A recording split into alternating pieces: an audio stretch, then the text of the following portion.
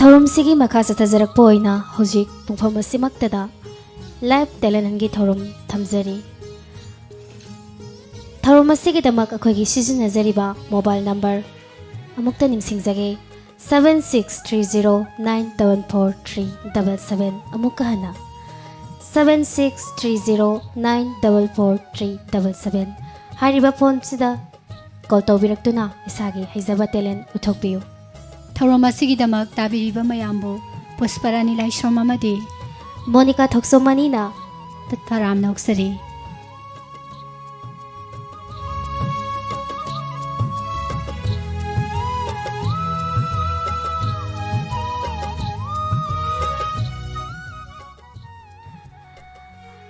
ꯉꯁꯤꯒꯤ ꯅꯨꯡꯉꯥꯏꯔꯕ ꯃꯤꯀꯨꯞꯁꯤꯗ ꯄꯤꯖꯔꯤꯕ mobile number ꯑꯁꯤꯗ ꯀꯣꯜ ꯇꯧꯕꯤꯔꯛꯇꯨꯅ ꯑꯗꯣꯝꯒꯤ ꯏꯁꯥꯗ ꯂꯩꯕꯤꯔꯤꯕ ꯇꯦꯂꯦꯟ ꯏꯁꯩ ꯃꯤꯃꯤꯀ꯭ꯔꯤ ꯗꯥꯏꯂꯣꯒꯅꯆꯤꯡꯕ ꯈꯨꯗꯣꯜ ꯇꯝꯕꯤꯗꯨꯅ ꯉꯥꯏꯍꯥꯛꯇꯪ ꯔꯦꯗꯤꯑꯣ ꯑꯁꯤꯕꯨ ꯇꯥꯃꯤꯟꯅꯗꯨꯅ ꯄꯣꯊꯥꯃꯤꯟꯅꯅꯕꯒꯤ ꯇꯟꯖꯥ ꯑꯗꯨ ꯃꯌꯥꯝ ꯄꯨꯟꯅ ꯂꯧꯃꯤꯟꯅꯁꯤ ꯃꯣꯅꯤꯀꯥ ꯉꯁꯤ ꯂꯥꯏꯚ ꯇꯦꯂꯦꯟ ꯍꯟ ꯊꯧꯔꯝꯁꯤꯒꯤ ꯑꯍꯥꯟꯕ ꯀꯣꯂꯔꯅ ꯃꯌꯥꯝꯒꯤꯗꯃꯛ ꯀꯔꯝꯕ ꯃꯁꯥꯒꯤ ꯍꯩꯖꯕ ꯈꯨꯗꯣꯜ ꯇꯝꯕꯤꯔꯛꯄꯒꯦ ꯍꯥꯏꯕꯗꯨꯗꯤ ꯌꯦꯡꯃꯤꯟꯅꯔꯁꯤ ꯌꯦꯡꯃꯤꯟꯅꯁꯤ ꯀꯣꯜꯁꯤ ꯂꯧꯈꯠꯆꯒꯦ ꯍꯜꯂꯣ Hello, madam. ꯇꯔꯥꯝꯅ ꯑꯣꯛꯆꯔꯤ ꯃꯤꯡ ꯑꯃꯨꯛꯇ ꯈꯪꯖꯒꯦ Madam, I Hianglam Awang Lekai Pravina. ꯀꯔꯝꯕ ꯏꯁꯥꯒꯤ ꯍꯩꯖꯕꯅꯣ ꯃꯌꯥꯝꯗ ꯇꯥꯍꯟꯕꯤꯗꯣꯏꯁꯤꯕꯣ ꯏꯁꯩꯗꯤ ꯍꯩꯕꯅꯤ Madam, Manipuri film Itai Madudagi dialogue Mate Amta Taujarake. ꯍꯣꯏ ꯄ꯭ꯔꯕꯤꯅꯥꯁꯦ ꯉꯁꯤꯗꯤ ꯑꯃꯨꯛ ꯗꯥꯏꯂꯣꯛ ꯑꯣꯏꯅ ꯄꯨꯔꯒ ꯂꯥꯛꯄꯤꯔꯦ ꯌꯥꯝ ꯅꯨꯡꯉꯥꯏꯖꯩ ꯊꯥꯒꯠꯆꯔꯤ ꯇꯥꯃꯤꯟꯅꯁꯤ dialogue ꯍꯧꯕꯤꯔꯣ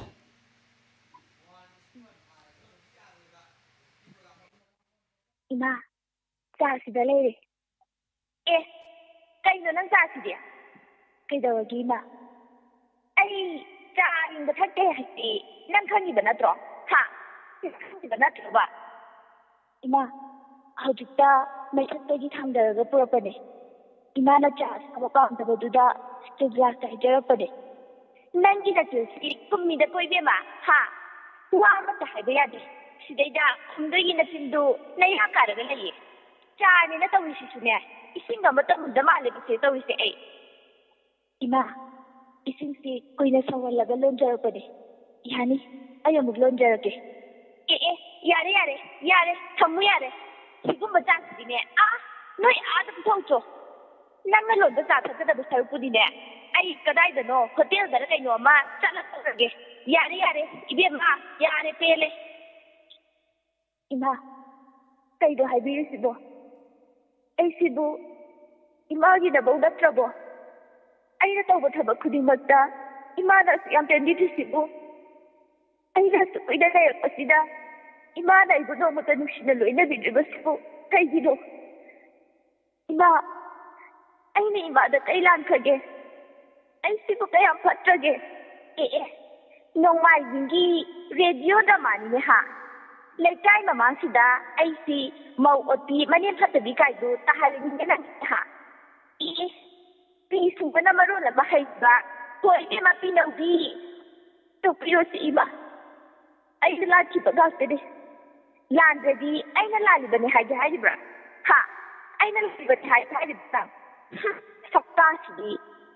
Ina, Nangina Toshidina, Hayasham Dida, Tibum Hayam Patando, other the teaching of a Mifale Rima.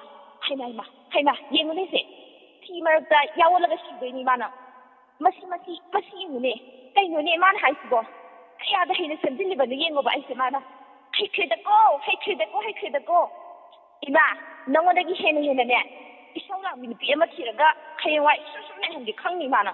Masimugo, Masimate, here, I said, Wangamati, Ho, Erobito, Kige, Masimugo, Masimase, I hide me. There are 1,000 solutions. ꯊꯥꯒꯠꯆꯔꯤ ꯌꯥꯝꯅ ꯐꯖꯅ ꯑꯃꯠꯇ ꯆꯤꯊꯔꯒ ꯑꯗꯨꯝ ꯇꯧꯕꯤꯔꯦ ꯀꯣꯄꯁꯄꯥ ꯗꯥꯏꯂꯣꯒꯁꯦ ꯌꯥꯝ ꯐꯖꯩ ꯑꯗꯣ ꯉꯁꯤꯒꯤ ꯑꯍꯥꯟꯕ ꯀꯣꯂꯔꯁ ꯑꯣꯏꯔꯦ ꯑꯗꯨꯒ ꯗꯥꯏꯂꯣꯒ ꯑꯃ ꯈꯨꯗꯣꯜ ꯇꯧꯕꯤꯔꯝꯕ ꯇꯝꯕꯤꯔꯝꯕ ꯃꯌꯥꯝꯕꯨ ꯇꯥꯍꯟꯕꯤꯔꯝꯕꯒꯤꯗꯃꯛ ꯏꯁꯩꯗ ꯅꯠꯇꯦ ꯄ꯭ꯔꯕꯤꯅꯥꯁꯦ ꯗꯥꯏꯂꯣꯒꯁꯨ ꯌꯥꯝ ꯐꯖꯅ ꯍꯩꯔꯝꯃꯦ ꯍꯥꯏꯇꯥꯔꯦ ꯉꯁꯤꯅ ꯑꯍꯥꯟꯕ ꯈꯪꯖꯕꯅꯤ ꯌꯥꯝ ꯅꯨꯡꯉꯥꯏꯖꯩ ꯄ꯭ꯔꯕꯤꯅꯥ ꯉꯁꯤꯒꯤ ꯑꯍꯥꯟꯕ ꯀꯣꯂꯔ ꯑꯣꯏꯅ ꯗꯥꯏꯂꯣꯒꯅ ꯈꯨꯂꯥꯡꯒꯥꯡ ꯀꯧꯕꯤꯔꯝꯕ ꯃꯈꯥ ꯇꯥꯔꯛꯄ ꯀꯣꯂꯔꯅꯁꯨ ꯅꯨꯡꯉꯥꯏ ꯅꯨꯡꯉꯥꯏꯔꯕ ꯅꯨꯡꯁꯤꯔꯕ ꯗꯥꯏꯂꯣꯒ ꯀꯌꯥ ꯇꯧꯕꯤꯔꯛꯀꯅꯤ ꯍꯥꯏꯕꯒꯤ ꯊꯥꯖꯕ ꯑꯗꯨ ꯊꯝꯖꯔꯤ ꯃꯈꯥ ꯇꯥꯔꯛꯄ ꯀꯣꯂꯔꯒꯤ ꯑꯃꯨꯛ ꯇꯦꯂꯦꯟ ꯇꯥꯃꯤꯟꯅꯁꯦ ꯑꯗꯨꯗꯤ Thank you, madam. ꯋꯦꯜꯀꯝ ꯊꯥꯒꯠꯆꯔꯤ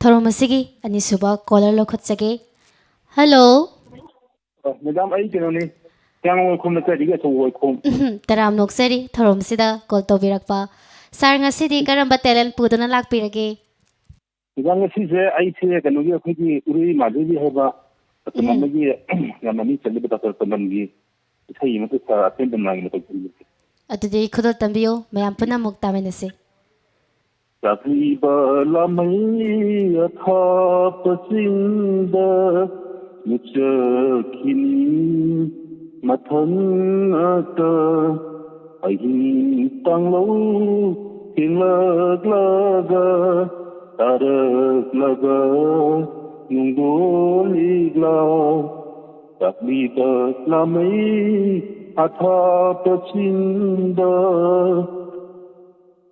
ꯂꯀꯥꯅꯨꯡꯒꯤ ꯂꯥꯃꯩꯒꯤ ꯃꯩꯆꯥꯛꯊꯕ ꯍꯦꯟꯒꯠꯂꯤ ꯑꯍꯤꯡ ꯇꯥꯡꯂꯧ ꯊꯦꯡꯂꯒ ꯅꯣꯡꯗꯣꯜ ꯂꯤꯛꯂꯥ ꯇꯥꯔꯒ ꯅꯣꯡꯃꯗꯣꯜ ꯂꯤꯛꯂꯥ ꯇꯥꯔꯒ ꯆꯥꯛꯂꯤꯕ ꯂꯥꯃꯩ ꯑꯊꯥꯞꯄꯁꯤꯡꯗ ꯃꯨꯠꯆꯈꯤꯅꯤ ꯃꯊꯟꯇ ꯅꯨꯡꯁꯤ ꯃꯩꯆꯥꯛꯅ ꯀꯪꯂꯕ ꯑꯩꯒꯤ ꯄꯨꯛꯅꯤꯡ ꯂꯩꯀꯣꯜꯗ ꯆꯣꯡꯂꯛꯈꯤꯗꯔꯥ ꯅꯧꯔꯥꯃꯌꯣꯟ ꯌꯦꯡꯅꯤꯡꯂꯛꯄ ꯃꯇꯝꯗ ꯌꯦꯡꯅꯤꯡꯂꯛꯄ ꯃꯇꯝꯗ ꯆꯥꯛꯂꯤꯕ ꯂꯥꯃꯩ ꯑꯊꯥꯞꯄꯁꯤꯡꯗ ꯃꯨꯠꯆꯈꯤꯅꯤ ꯃꯊꯟꯇ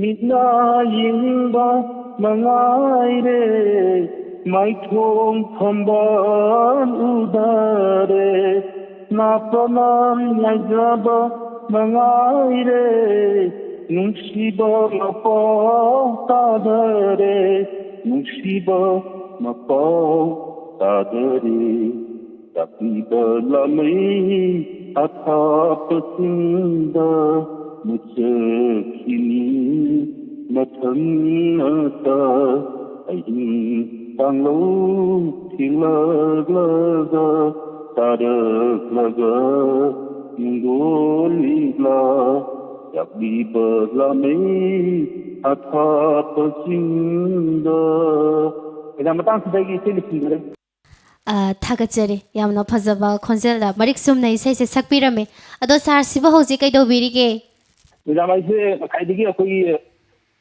ꯗꯥꯏꯃꯟ ꯔꯦꯗꯤꯑꯣꯒꯤ ꯄ꯭ꯔꯣꯒ꯭ꯔꯥꯝꯁꯤ ꯁꯨꯝ ꯇꯥꯔꯝꯕꯅꯦ ꯑꯗꯨꯅ ꯉꯁꯥꯏꯒꯤ ꯏꯁꯩ ꯑꯝꯇ ꯈꯟꯒꯗꯕꯁꯨ ꯐꯪꯍꯧꯗꯦ ꯑꯗꯨ ꯃꯊꯛꯇ ꯑꯩꯈꯣꯏꯒꯤ ꯗ꯭ꯔꯃꯥ ꯇꯥꯔꯦ ꯑꯗꯒꯤ ꯁꯨꯝ ꯃꯊꯪ ꯅꯨꯡꯉꯥꯏꯔꯝꯃꯤꯀ ꯂꯥꯏꯐ ꯐꯣꯔꯅꯤꯡ ꯄ꯭ꯔꯣꯒ꯭ꯔꯥꯝꯒꯤ ꯊꯧꯔꯝꯗ ꯀꯣꯜ ꯐꯪꯕꯤꯍꯧꯗꯦ ꯍꯥꯏꯕ ꯅꯨꯡꯉꯥꯏꯖꯗꯦ ꯃꯊꯪꯒꯤ ꯊꯧꯔꯝꯗ ꯑꯗꯨꯝ ꯁꯔꯨꯛ ꯌꯥꯕꯤꯔꯛꯑꯣ ꯁꯣꯏꯗꯅ ꯐꯪꯕ ꯑꯣꯏꯁꯅꯨ ꯊꯦꯡꯛ ꯌꯨ ꯃꯦꯗꯥꯝ ꯊꯧꯔꯝꯁꯤꯗ ꯁꯔꯨꯛ ꯌꯥꯕꯤꯔꯛꯄ ꯍꯥꯏꯅꯤꯡꯉꯥꯏ ꯂꯩꯇꯅ ꯊꯥꯒꯠꯆꯔꯤ ꯑꯗꯨꯗꯤ ꯄꯨꯁꯄꯥ ꯃꯊꯪꯒꯤ ꯀꯣꯂꯔꯅ ꯀꯔꯝꯕ ꯇꯦꯂꯦꯟ ꯎꯠꯊꯣꯛꯄꯤꯔꯛꯄꯒꯦ ꯍꯥꯏꯕꯗꯨ ꯏꯆꯤꯟ ꯏꯅꯥꯎ ꯌꯦꯡꯃꯤꯟꯅꯁꯤ ꯍꯣꯏ ꯌꯦꯡꯃꯤꯟꯅꯁꯤ ꯑꯍꯥꯟꯕꯗ ꯗꯥꯏꯂꯣꯒ ꯐꯖꯕ ꯑꯃ ꯑꯗꯨꯒ ꯃꯊꯪ ꯇꯥꯔꯛꯄꯗ ꯏꯁꯩ ꯐꯖꯕ ꯑꯃꯁꯨ ꯁꯥꯔ ꯑꯆꯧꯕꯒꯤ ꯈꯣꯟꯖꯦꯜꯗꯒꯤ ꯇꯥꯃꯤꯟꯅꯈ꯭ꯔꯦ ꯃꯈꯥ ꯇꯥꯔꯛꯄ ꯀꯣꯂꯔꯅ ꯑꯃꯨꯛ ꯀꯔꯝꯕ ꯇꯦꯂꯦꯟ ꯇꯧꯕꯤꯔꯛꯄꯒꯦ ꯍꯥꯏꯕꯗꯨꯗꯤ ꯉꯥꯏꯍꯥꯛ ꯉꯥꯏꯃꯤꯟꯅꯁꯤ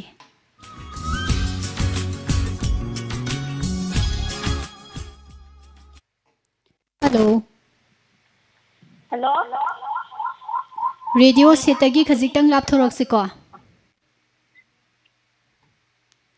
ꯍꯜꯂꯣ ꯇꯥꯖꯔꯦ ꯃꯤꯡ ꯂꯩꯐꯝ ꯍꯥꯏꯕꯤꯌꯨ ꯀꯣꯜꯁꯦ ꯄꯥꯈꯠꯄꯣꯏ ꯀꯔꯤꯕꯣꯏ ꯊꯝꯈ꯭ꯔ ꯃꯥꯜꯂꯦ ꯊꯥꯒꯠꯆꯔꯤ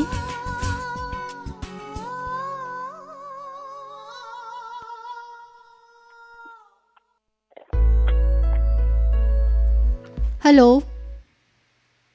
Hello. Kana oibirabano call tawbiraise. Madam, I phone tawjarabiba Kachin tarabini madam. Madam Tarubi yam nungaise ngasi amuk thengnajaba ado dialogue soidana pubiramgadaba mali. Hoi madam. Ado ahanbo laidok nuba haijagadra madam. Ahanba try tawjabada dum phunjagare madam. Thagachari yamna daw yaba haitare ko mayamna chamarak tawbada phangde hainaribani. Adudi madam dialogue taminarse. Madam manono matem ta tawjarakinida. Haubiro. Hoi madam, aina ijaba monologue ne madam haujarage.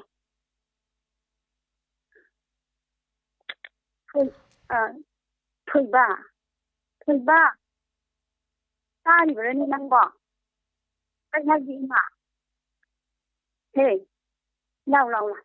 Nangna karigino. Imong nung ganong inti kuding kanariba dubo. Karigino. Ha, karigino ba?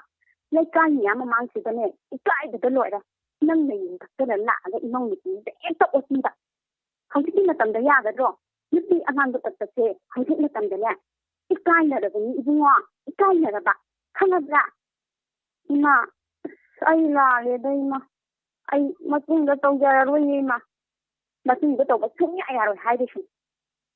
Nasakdo. Yan yung ditang. Ritisu halakte. Wakong susiratya. Ay. Masih gani hije. Sabado on thok na hawanida. Kabagi gani ni. Ay. Ama puraga. Friend suluga tugai raga charurage. Ay. Kariyo ba? Hawit din ngani majita tharamuga. Ngani matingwa ami sa kariyo ba? Ay nagatangdana sa fukraba zalane. Mathong su hamtu wala yami ba sibo. Kama. Ngani di mati. Ama wa lami ba sibo ay bo. Yun. Ala kumakunda. Makuyo anatrani khamisiba. Ay. Ay napibi mani dito haptaligo ngani di mo khawasana. Ay. Kaba malida. Ay mga trabangin at hawa si Sauri. Ay nakasangin. Kung makoy baba. Makoy baba na puri ba ngani do. Kaday tano. Kaday tano. Ngani surala nga. Sabay kaniba. Makoy baba miwa kando kanino. Kanino. Ngani be. Natijak no. Sa tawa tabiba natin makoy baba na. Hindi angang na tabak na tokare hayo na. Surala ka sami hadabi. Kanya. Mataksiga. 봐봐. 낭낭낭이도 아이셔나 뿌어이거든요. 강어봐야. 낭낭낭이도 라자이니나 아마도 오시라고 해야지. 강어봐야. 마뚱도 그냥 봐야. 큰가. 비로 나니 위에 또 수라리도 비비로 하다. 큰가 봐라. 피비어이 뜻이네. 피 아들라야 뜻이네. 피 어디에 하게. 나니 어디에 하게. 나 커져 가는 거다. 그리고 나는 이렇게 티칭 하이게 니는 하이가 마다 저희 손절하게 매담 마카디 마tung 우cer하게 매담 Thagachari Madam Tarubi yam othongna phajakre dialogue tawbiramba. Hello. Thagachari tabi tabro khoina ngangjari se. Call se dumak thambikre tabi daba mali. Thagachari Madam Tarubi hana.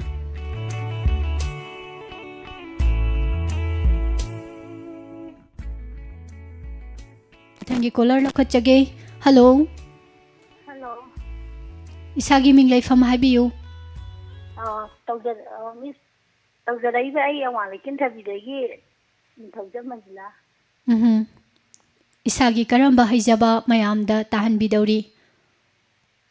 Ai isai matem matang haitage haibadi haijade adu pamjabagi. Hoi, tamina se dudi hawiro.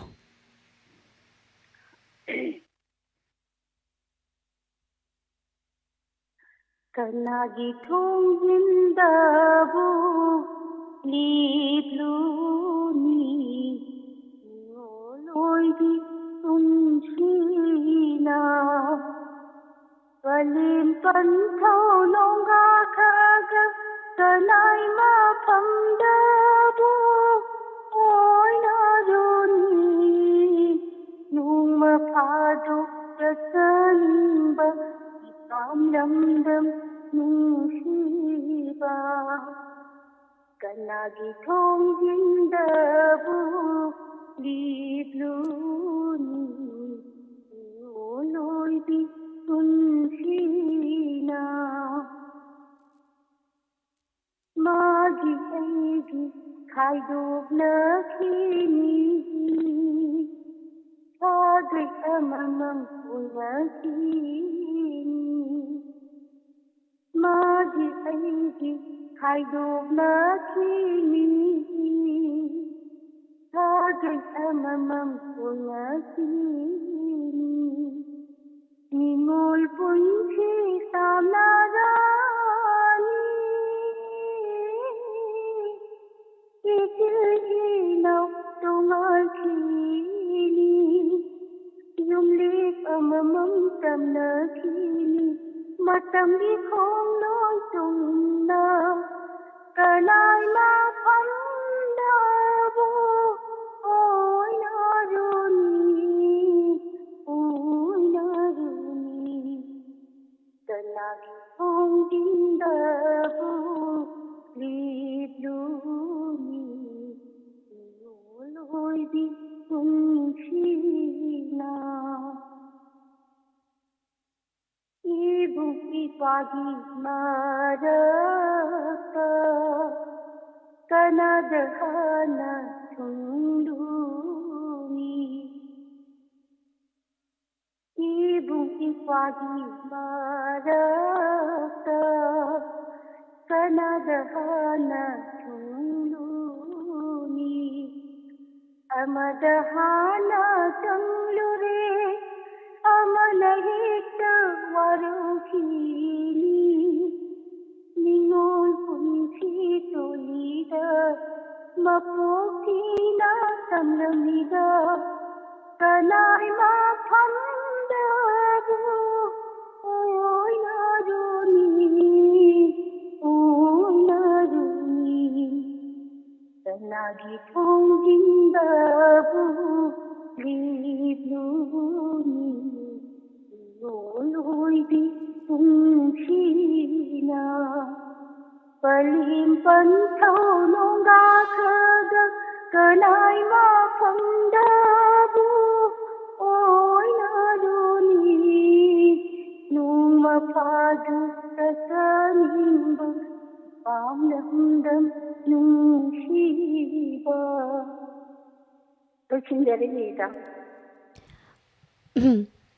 yamna phajaba isai khonjel se yamna phajekre puspa aduga isai se marik chumna yam phajana emotional oi haiba tare yamna shibe isai makak soi bane Isaiga tambiramadi adum phaudo bojani medam se yam fazana sakpirei thagachari ngasigi ahanba kolar mari dialogue tobirakpa aduga isai sakpirakpa loinama yamna fazana mayamna taba nungaina nabagi mawongda thogal tobirakpa thagachari makha tarakpa kolar singnasu thawramasibu hena mapong phana nabagi dama isa isagi haijaba mapong phana mayamna taba nungaigadaba mawongda uthopirakpa oisanu thagachari Mathangi kolarda khurong chaba pijage Monica marak sida steamer singi marak tagi ngasigi pukningi warol thambidrabra na hangbirakpa ngasi se khurong chada badagi hariba diamond radio gi yamna maru oiba program ama oiriba pukningi warol hariba thoroma si thamjadre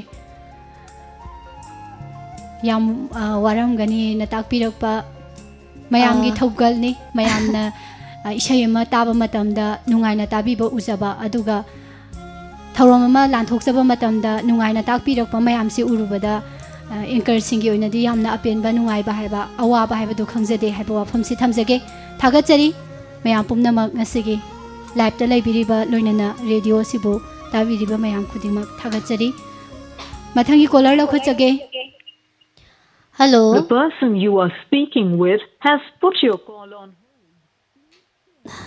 se gana wall hall thamjan kiba male ko puspa phajare sidi telen phajan tarani mathangda call soidana tawbiro o lokhotchege mathangi caller lokhotchege Hello. Madam ꯑꯅꯤꯕꯨ ꯑꯍꯥꯟꯕꯗ ꯈꯨꯔꯨꯝꯖꯔꯤ Taram noksari. Tharomsida call tawbirakpa isagi karamba talent uthokpigadori. ꯃꯈꯜ ꯑꯃ ꯏꯁꯩꯒꯤ note ꯑꯣꯏꯅ ꯁꯛꯂꯛꯑꯒꯦ ꯃꯔꯛꯇ Note haiba yam phajagadaba Yam maliko phajai. ngasi se tongan tongan ba haitare ko dharma bu isai bu degi no so mu khudol tambigani haina haibire puspa ngasi Hoi. thorom se yamna pung phagadaba male adudi haubirasi ko ꯍꯧꯖꯔꯒꯦ ꯀꯔꯤ ꯋꯥꯅꯣ ꯇꯦꯖꯜꯒꯣꯄꯤꯁꯥ ꯑꯩꯗꯤ ꯗꯣꯂꯥꯏꯒꯤ ꯑꯒꯣꯅꯤ ꯍꯥꯊꯧꯕꯗꯤ ꯀꯟꯁꯅꯤ ꯑꯩꯒꯤ ꯒꯇꯤ ꯂꯩꯈꯤꯗꯔꯦ ꯑꯩꯉꯣꯟꯗ dose ತೌಬಿಗನು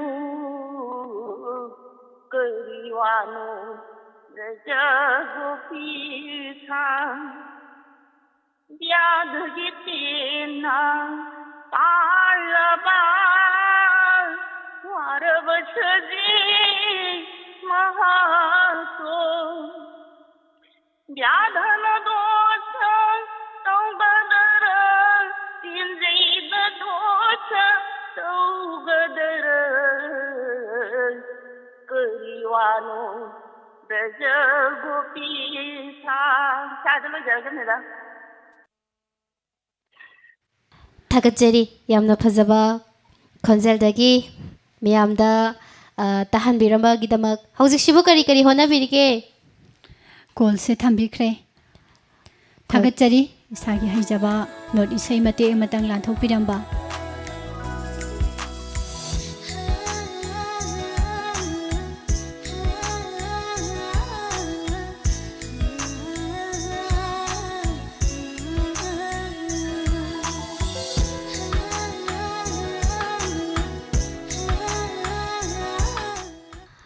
Mathagi caller lokutjage.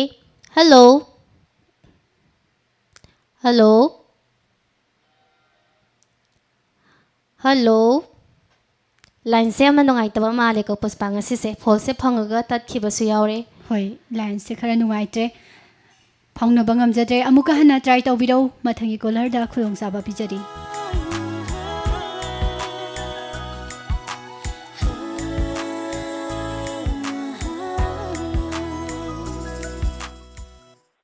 Hello Hello. Ma'am phone ತೌಜರೇ ಸಿಸ್ಟಮಾಜಿ ಮಮ್ಮಂಗ ಕಾರಿ ನುಸಿತೋಯ್ತನು Tharom sida call tawbirakpa taram noksari. Nungsi thoigi khonjal siga hairorgadi Monica isai salake haidau maliko. Chumbram teng sengbiu. Kari talent uthokpigadori ngasi se. Dialogue ꯀꯩ ꯏꯁꯩꯒ ꯌꯥꯅꯕ ꯑꯝꯇꯪ ꯇꯧꯖꯔꯛꯀꯦ ꯇꯧꯕ Sorry puspana haibdo tangkhain di sumi. Kain sumi. Khudol tambirao mayam punamuk taminasi. ꯍꯧꯖꯔꯒꯦ ꯃꯦꯝ Haubiro. ꯍꯥꯏꯔꯝꯗꯦ ꯅꯪꯅ ꯏꯔꯥꯡ ꯀꯔꯤꯅꯣ ꯍꯥꯏꯔꯝꯂꯗꯤ ꯅꯪꯒ ꯑꯁꯨꯝꯅ ꯂꯥꯞꯅꯔꯝꯂꯣꯏꯀꯣ ꯀꯩꯅꯣꯁꯦ ꯍꯦꯠ ꯁꯣꯡꯒꯤ ꯏꯁꯩꯒ ꯉꯪꯉꯤꯗꯨꯕꯨ ꯀꯅꯥ ꯀꯩꯗꯧꯕ ꯌꯥꯎꯔꯒꯦ ꯏꯆꯦꯁꯦ ꯃꯊꯥ ꯌꯥꯝ ꯁꯥꯔꯦꯅꯦ ꯌꯥꯝꯅ ꯃꯊꯥ ꯌꯥꯝ ꯁꯥꯔꯤꯕ ꯇꯧꯔꯤꯁꯦ ꯑꯗꯨꯕꯨ ꯀꯩꯅꯣꯕ ꯍꯥꯏꯌꯣꯕ ꯑꯣ ꯉꯍꯥꯟꯗꯨꯅꯦ ꯏꯟꯁꯄꯦꯛꯇꯔ ꯇꯌꯥꯏꯗꯣ ꯌꯨꯇꯨꯕꯇ ꯇꯥꯕ ꯐꯪꯗꯕ ꯉꯔꯥꯡꯗꯒꯤ ꯃꯩ ꯂꯥꯛꯇꯗꯅ ꯉꯁꯤꯁꯨ ꯇꯥꯗ꯭ꯔꯤꯅꯦ ꯑꯗꯨꯅ ꯃꯊꯥꯗꯤ ꯁꯥꯔꯤꯕ ꯑꯗꯨꯒꯤꯕꯨ ꯁꯦꯠ ꯊꯣꯡꯉꯪꯉꯤꯕ ꯂꯣꯏꯔꯦꯍꯦ ꯏꯟꯁꯄꯦꯛꯇꯔ ꯇꯌꯥꯏ ꯇꯥꯗ꯭ꯔꯗꯤ ꯂꯩ ꯉꯝꯗꯕꯁꯤ ꯃꯉꯥꯏꯔꯦ ꯉꯝꯗꯦꯅꯦ ꯑꯁ ꯌꯥꯝ ꯅꯨꯡꯉꯥꯏꯈ꯭ꯔꯕ ꯄꯣꯠꯅꯤ ꯅꯣꯏꯅ ꯃꯁꯤꯗꯩꯁꯤꯗ ꯐꯣꯟꯗ ꯑꯃ ꯌꯦꯡꯉꯤꯕ ꯑꯩꯈꯣꯏꯅꯗꯤ ꯏꯟꯁꯄꯦꯛꯇꯔ ꯇꯌꯥꯏꯗ ꯃꯨꯜꯂꯤꯅꯤ ꯇꯧꯔꯤꯁꯦ ꯅꯣꯏꯕꯨ ꯌꯥꯔꯦꯗ ꯆꯦ ꯏꯟꯁꯄꯦꯛꯇꯔ ꯇꯌꯥꯏꯗ ꯉꯥꯎꯕꯤ ꯑꯣꯏꯅ ꯇꯧꯔꯗꯅ ꯑꯉꯥꯎꯕꯤ ꯏꯟꯁꯄꯦꯛꯇꯔ ꯇꯌꯥꯏꯗ ꯉꯥꯎꯕꯤ ꯅꯨꯡꯁꯤꯗ ꯑꯉꯥꯎꯕꯤ ꯏꯁ ꯆꯠꯂꯣꯏ ꯅꯁꯛꯇꯨꯒ ꯂꯣꯏꯁꯟꯖꯔꯒꯦ madam Thagachari yamna phajakre inspector tayda ngaubi. Hoi, nungsi thoisi yam ngangbikhre ni manaupana. Thagachari nungsi thoi sahi kya surage isa sibo. Sahi taraga mari. Taramari. Ado dialogue sibu isana ga semjin biribro. Aw aina seman. ꯌꯥꯝ ꯍꯩꯔꯦꯀꯣ ꯗꯥꯏꯂꯣꯒꯁꯨ ꯍꯩꯔꯦ ꯑꯗꯨꯒ ꯗꯥꯏꯂꯣग ꯏꯊꯣꯛꯄ ꯁꯦꯝꯕꯁꯨ ꯌꯥꯝ ꯍꯩꯔꯦ ꯊꯥꯒꯠꯆꯔꯤ ꯅꯨꯡꯁꯤꯊꯣꯏ ꯃꯊꯪꯒꯤ ꯀꯣꯂꯔꯒꯤ talent ꯑꯃꯨꯛ ꯇꯥꯃꯤꯟꯅꯁꯦ ꯑꯗꯨꯗꯤ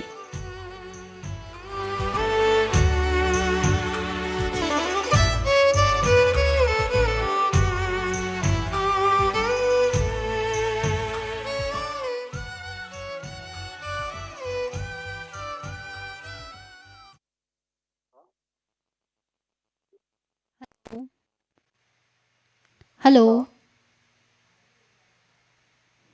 Hello, Tajari Ming Laifam Habiyu.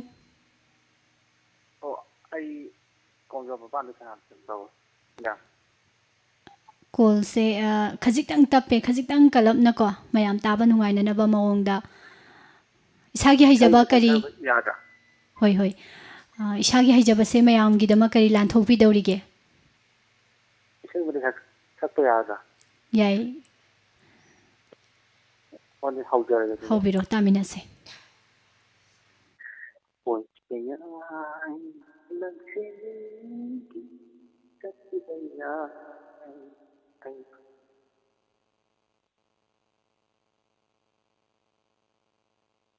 my extreme haircut. Hello. Hello, Tajari. Sakpiyu. My extreme never. Muktaga habiyu. Isay se mayak si kaw kiba male Puspa sakpa hora amaga ko. Mathangi Line caller sisu. lokhachage Puspa. Line su nungai taba na maram oiraga line Chale, su tatre. Hello. Hello? Taram loksari. Isagi ming laifam habiyu. Sengwajin me legaidagi alamam pramon.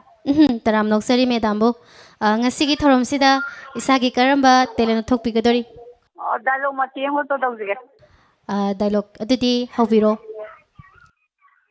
ꯉꯁꯥꯏꯗꯒꯤꯅꯦꯕ ꯑꯩꯅ ꯁꯤ phone ꯑꯣꯜꯂꯤꯁꯦ ꯁꯨꯡꯐꯪ ꯐꯪꯗꯦꯕ ꯁꯤꯕꯨ ꯀꯔꯤ ꯐꯣꯟꯅꯣꯕ ꯁꯤꯕꯨ ꯄꯣꯟꯃꯟꯗꯅ ꯁꯤ ꯅꯝꯃꯟꯗꯅ ꯐꯣꯟꯒꯁꯦ ꯂꯣꯏꯅꯃꯛ ꯐꯪ ꯁꯥꯔꯦꯕ ꯁꯤ ꯍꯦꯛ ꯏꯁꯩ ꯍꯧꯕꯗꯒꯤ ꯍꯦꯛ ꯂꯣꯏꯕ ꯐꯥꯎꯕ ꯑꯃ ꯐꯪꯗꯦ ꯃꯤꯅ ꯄꯪꯐꯪꯗ ꯐꯪꯉꯦꯕ ꯁꯤꯕꯨ ꯀꯔꯤꯅꯣꯕ ꯁꯤꯕꯨ ꯑꯩ ꯈꯣꯏꯗꯧꯁꯤ ꯇꯤꯡ ꯁꯧꯒꯠꯂꯦꯕ ꯑꯁꯨꯛ ꯁꯥꯎꯅꯤꯡꯕꯁꯤꯕꯨ ꯐꯣꯟ ꯐꯪꯗꯕꯒꯤ ꯁꯥꯎꯅꯤꯡꯕꯁꯤꯗꯤ ꯑꯩ ꯂꯩꯐꯝ ꯆꯥꯐꯝ ꯈꯪꯗꯦꯕ ꯁꯤ ꯍꯩꯃꯥ ꯀꯩꯗꯧꯔꯦ ꯁꯤꯗꯤ ꯉꯥꯎꯔꯕ ꯁꯤꯗꯤ ꯀꯩ ꯅꯪꯕꯨ ꯉꯥꯎꯔꯕꯅꯦ ꯅꯪꯕꯣ ꯀꯩꯗꯧꯔꯒꯦꯕ ꯅꯪꯕꯣ ꯀꯩꯅꯣ ꯃꯥꯅ ꯁꯤꯗ ꯀꯥꯆꯤꯟꯁꯦ ꯀꯞꯇꯅ ꯃꯥꯅ ꯇꯧꯔꯤ ꯃꯈꯨꯠ ꯃꯈꯨꯠ ꯆꯤꯟꯗꯅ ꯑꯩ ꯀꯩꯗꯧꯔꯒꯦꯕ ꯑꯁꯤ ꯑꯩꯉꯣꯟꯗ ꯍꯥꯏꯔꯛꯀꯅꯨꯀꯣ ꯑꯩ ꯊꯋꯥꯏ ꯌꯥꯝ ꯅꯨꯡꯉꯥꯏꯇꯦꯖꯥꯠꯅꯤ ꯉꯁꯤ ꯍꯩꯃꯥ ꯑꯗꯨꯝ ꯀꯩꯗꯧꯔꯒꯦ ꯍꯥꯏꯕꯅꯤ ꯃꯨꯟꯅ ꯑꯩꯅ ꯍꯪꯉꯤꯁꯦ ꯑꯝꯇ ꯈꯨꯝꯃꯣꯃꯤ ꯅꯪꯕꯣ ꯉꯁꯥꯏꯗꯒꯤ ꯇꯥꯕꯤꯅꯤꯡꯕ ꯏꯁꯩ ꯈꯟꯕꯅꯦꯕ ꯁꯨꯡꯐꯪ ꯐꯪꯗꯕ ꯐꯣꯟꯒꯁꯦ ꯅꯝꯃꯟꯗꯅ ꯂꯣꯏ ꯁꯥꯒꯠꯂꯦꯕ ꯁꯤ ꯍꯩꯃꯥ ꯑꯗꯨꯒꯤ ꯑꯣꯏꯔꯦ ꯅꯪ ꯑꯗꯨꯗ ꯐꯤꯂꯝꯗꯨꯅ ꯑꯉꯥꯎ ꯑꯐꯩꯗꯨꯅ ꯀꯞꯄꯤꯗꯨꯗꯤ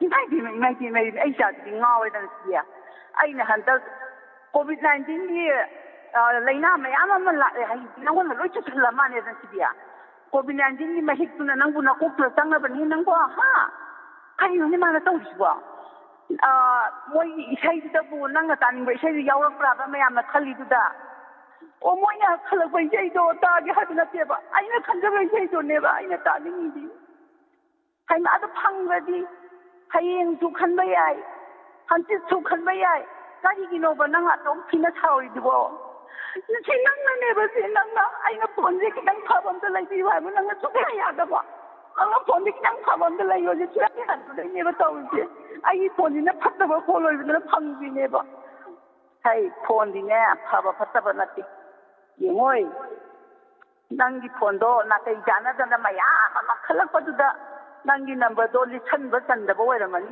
ꯍꯌꯦꯡ ꯈꯔ ꯀꯣꯝꯕ ꯃꯇꯝꯗꯅꯦ ꯂꯤꯠꯁꯟꯕ ꯆꯜꯂꯕ ꯃꯇꯝꯗꯨꯗ ꯃꯔꯥꯏꯅ ꯌꯥꯎꯖꯔꯛꯀꯅꯤ ꯑꯗꯨꯒꯤꯗꯃꯛꯇ ꯅꯤꯡꯗꯣꯟ ꯄꯣꯝꯗꯅ ꯇꯧ ꯏꯃꯨꯡꯒꯤ ꯊꯕꯛ ꯏꯟꯈꯥꯡ ꯂꯣꯏꯁꯜꯂꯨꯔ ꯂꯥ ꯑꯩꯅ ꯍꯦꯛꯇ ꯍꯥꯏꯕꯗꯤ ꯁꯨꯃꯥꯏꯅ ꯁꯤꯗ ꯇꯧꯕꯅꯦꯕ ꯁꯤ ꯑꯩ ꯑꯗꯨꯝ ꯊꯤꯅ ꯁꯥꯎꯅꯤꯡꯕꯁꯤꯕꯨ ꯀꯃꯥꯏꯅ ꯇꯧꯗꯣꯏꯅꯣ ꯈꯪꯗꯦꯕ ꯂꯣꯏꯖꯔꯒꯦ Yam fazana hekta tawikre Puspa. Dialogue sibo isanaga ibiriro. ꯏꯗꯦ ꯑꯩꯅ ꯁꯨꯝ ꯍꯧꯖꯤꯛ ꯈꯟꯕ ꯇꯧꯔꯛꯄꯅꯤ ꯉꯁꯥꯏꯗꯒꯤ Phone phangdabagi. ꯏꯁꯩ ꯈꯟꯕ ꯐꯣꯟꯁꯦ ꯁꯨꯡꯐꯪ ꯐꯪꯗꯕ ꯑꯗꯨꯗ Phone phangdaba kanda kappaga yawbi khrabo haisibo. ꯐꯣꯟꯁꯦ ꯐꯪꯃꯟꯗ꯭ꯔꯁꯨ ꯁꯥꯎꯅꯤꯡꯉꯦ ꯌꯥꯝꯅ ꯀꯞꯄꯗꯒꯤ ꯍꯦꯟꯗꯣꯛꯇꯅ ꯁꯥꯎꯅꯤꯡꯕ ꯄꯦꯟꯗꯕ ꯐꯣꯟꯒꯁꯦ ꯊꯨꯒꯥꯏꯅꯤꯡꯕꯒ ꯌꯥꯎꯔꯝꯗꯣꯏ ꯄꯣꯠꯅꯤꯗ ꯃꯣꯅꯤꯀꯥ ꯑꯗꯨꯏ ꯍꯥꯏꯔꯗꯤ ꯑꯗꯣ ꯐꯣꯟꯁꯦ ꯐꯪꯅꯅꯕ ꯉꯁꯤꯗꯩ ꯐꯪꯕ ꯍꯧꯔꯕꯅꯤ나 ꯐꯣꯟꯗꯨꯁꯨ ꯈꯔ ꯄꯤꯛꯊꯍꯟꯕꯤꯔꯣ ꯂꯤꯁꯤꯟꯕ ꯆꯟꯅꯅꯕꯀꯣ ꯑꯧ ngasiday phangba horamina adum soidana maki phangani thagachari yamna fajaba talent ni haitare uthopiramiba thagachari mathangi color da mu khurung chaba pijage Puspa mathangi color sina karamba teleno thorpake haibse amung yengminasiko hoi ado streamer singi marakta yamna hangbiba kari problem leibadagi no na pungningi warol thamdabase mayamna hena khangbiri duni thauramse araiba thauram amadi natabanina leijariba staff atainasu tawbada khajikhtang arubo ijabadagi chumbani program asi thamjadabani sargi haksangi phibam se khajikhtang sum nungaitabadagi haitare matam khara pothana na ba haidana thauram se ngasigi oinadi sargi check ama chatkibana maram oraga khogi sar sanjisu station asida leitabadagi haiba program asi lokthok adum hayeng pungpham asida pungningi warol adum program asi leigani mayam puna taminasi program thamjadabagi nungaitaba phongdok pirakpa mayambu haningai leitana thagachari mathangi color amuk lokhachage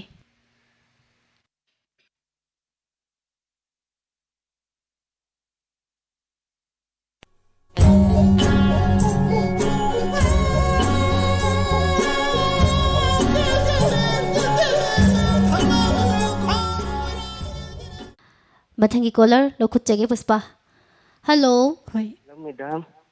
hello taram nokseri Kon Sagi jari ming ni leifam. ai angabo moirang pali ISS samana ta tining them khul rakun madam. taram nokseri thorom sida ngasi ki live talent gi thorom sida isage hijaba karamba talent mayam do uthok pigani haina pubira age sir Madam ai tang khadan jage madam. adudi khodol tawbiro mayam punamok taminasi Kuiraba matam amangi warini ai haura bathamo masit ki khunthang ningsing lakba khuding chintha khi pira mapu pan khabi lairang amangi dama Wiraba matam amangi warini achagi laikonda lai satam lingai wakhangi lairanga lai manchan khiba datana hangkhiba wa hangkayana englaba aingi haban ipomna nang aitagi tangsan khanja khiba oira ringa chidi pap jelaba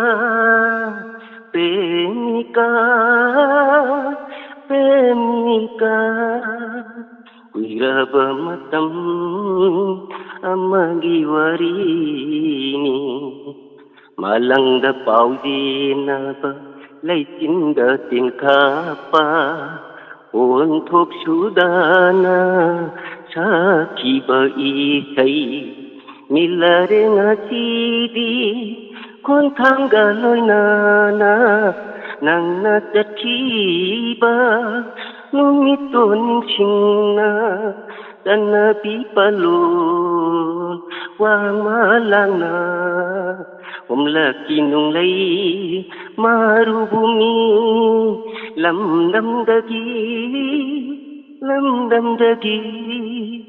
wiraba matam amagi warini bisinjar ki madam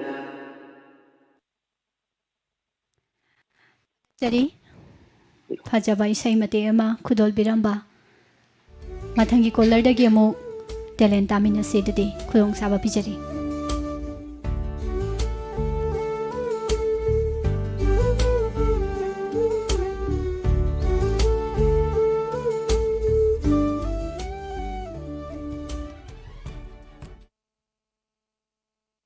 hello Hello. hello live talent gi thorom masida taram nokseri isage ming leifam habiyo Basanti Thawal Camp Sipaidagi. Taram nokseri madam bu ngasigi thorom sida isagi karamba talent uthok pigadori. Kaino Horikangi Laisavingina, Koyi Facebook, Adagi Instagram, Message, Kangaroga, Koiba Sapada, Mangan Biraga, Hat Ketobada, Adudi is yamna lugutaba dialogue mali puspa. Adudi haurasi madam mayam punamuk taminasi. Queen the Permise, Now Kuiriba, Adudane, Hanlase. Nothing I couldn't. Kainu. Nang inunda some hot bagi Mawongama, hot get away, Mawongama, some Uhalisibu, Kayino. I bu hot canoe. Kaino, Nang a Kanare, Adusideda, LA, Equigi. Aina Kangari said, Nanga Nativa, I did Homase, a dome tower. Came back home as a slot. The Passiga, some Laminaza, Asida, Asida Paspulam, they say, a Saintane, a Queen Satamino Silo. Satamina Matunda, the Passiga, Ominari, Gatesida, Quay Lupi, a Humarilla, Oversida, Quay Habisina, the Passit Haraga. Makazai on Tari. Lungasai, Lupaduna, Mangan get over the Zagi, Zagada, Mochim Torapuraga, the Masagi is that Amasung Magi Tawaibu, that's the whole would be Matani, Madame. Although Ganji, Ikala, Valencia, Vinkina, when Nona Kanori, missing the Gi, me. Nupadugi, Lamla, Nupadugi, Mawong Matong, Wana Kangoga, Masagi is a local was to Tawaido, he never did a Maka, Nupada Mokim Toraga, Laksunda Mila Wazagada, the Hato Nupadu, Habibu, Haiva, Mrs. Tamzer. Lucian Derimida.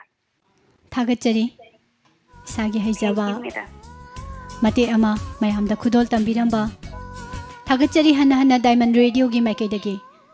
Sandokjariba Live Talent Han Tharoma Sida Sizinazariba Ikogi mobile number 7630944377. Lemhoriba minute khara asida call tobiraktuna adomgi haijaba Diamond Radio gi kuthangda uthokpiu.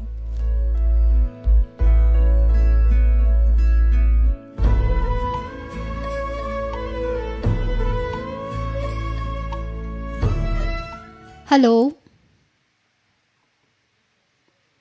Hello. Call si lokhatjare dubu line si phone bangam jadre. Amuhana try to birakani. Thagachari.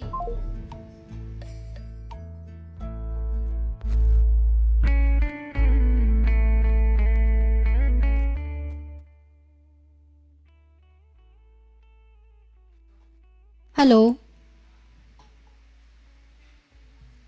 Hello. Hello, Tabira bro. Ibak Tivani, line sisu fauna bangam jadre.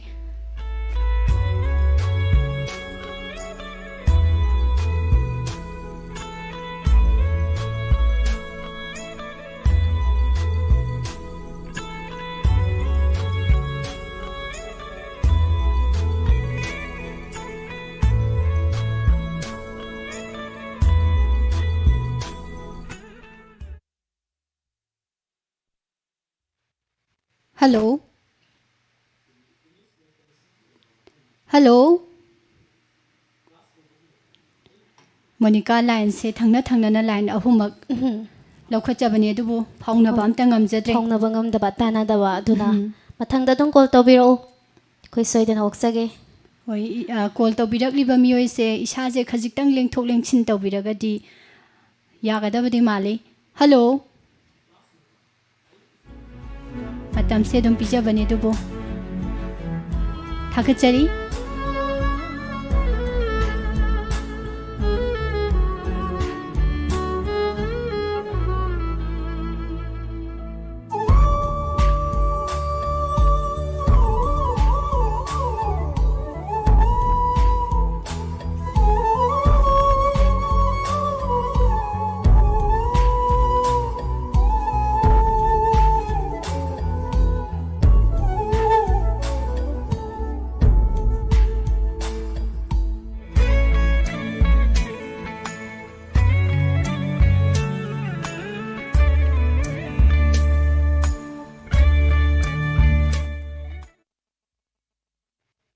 Hello.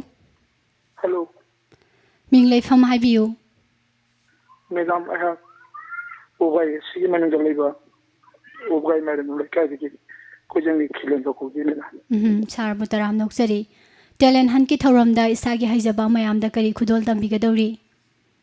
Madam, I have Tave Kaboja, Lapum, Joy Command Sapiramba. Say, Matan Sasek. Hoi, Lantopio, Taminasi. Who you're giving up. Oh, oh, oh, oh.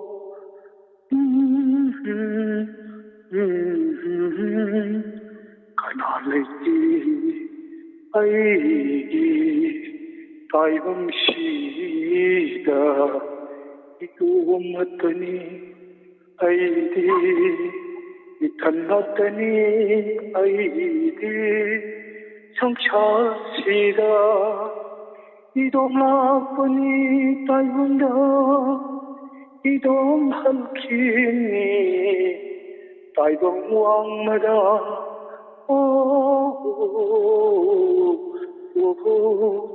kanaliti ai taibam shida kanaliti ang ai mahang makhui ai lainate kanachu aiga ai si nakhugi ngabani Punamaki Yengabani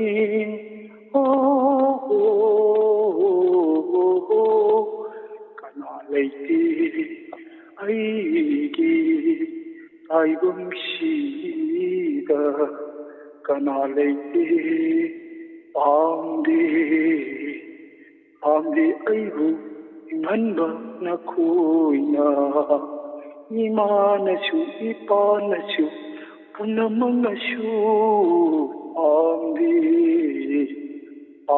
Aibu Inghanga Akuina Imanachu Ipanachu Punamangashu Adubu Mahakama Khaktadi Laibara Khali Aigi Dama Aibam Shida 아이더먹도 컨디가 마하도 마시기 나이만데도 토르마시기 텔렌 할라시기 토르마시고 타비리가 과미암시기 마르키데 야오리브라 야오바라 나우 야오바라 마양기 마라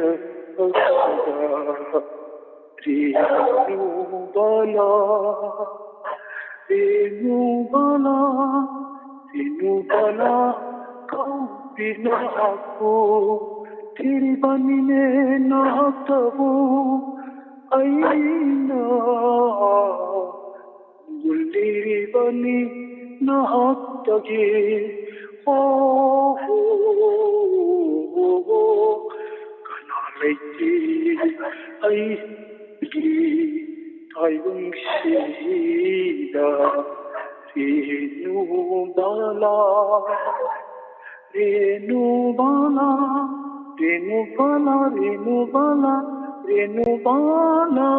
Madam, thank you, Mr. Thagachari Babung Yamna Fazana Isai Mayamgi Pukning Hu Nasakpirami Haitare Wakalda Ninghana Bakari Amalaitana Yamna Mayamgi Tabanungai Bamawongda Thagachari Hana Babungu Masigi Tauromasi Saru Yabirak Tuna Tauromasibu Hena Nungaiba Mapung Paba Tauroma Mo Henbi Bagidama Hana Thagachari